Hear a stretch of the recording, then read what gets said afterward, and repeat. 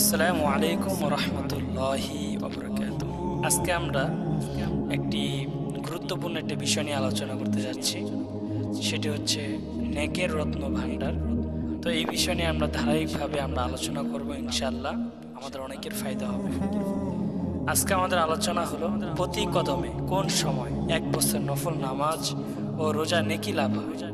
উত্তর, নবী করিম সাল্লাল্লাহু আলাইহি ওয়াসাল্লাম বলেছেন, যে ব্যক্তি জুমার দিন নাম্বার 1 ভালোভাবে জামা কাপড় ধুবে, নাম্বার 2 উত্তম রূপে গোসল করবে, নাম্বার 3 সবার আগে মসজিদে যাবে, নাম্বার 4 পায়ে হেঁটে যাবে, নাম্বার 5 ইমামের কাছাকাছি বসবে, নাম্বার 6 মনোযোগ সহকারে খুতবা শুনবে, নাম্বার 7 কোনো কথাবার্তা না বলবে।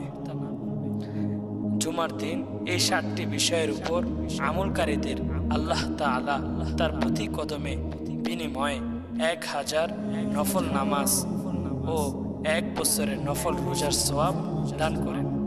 তথা সূত্রে তিরমিজি, আবু দাউদ, ইবনে মাজাহ, মিশকাত।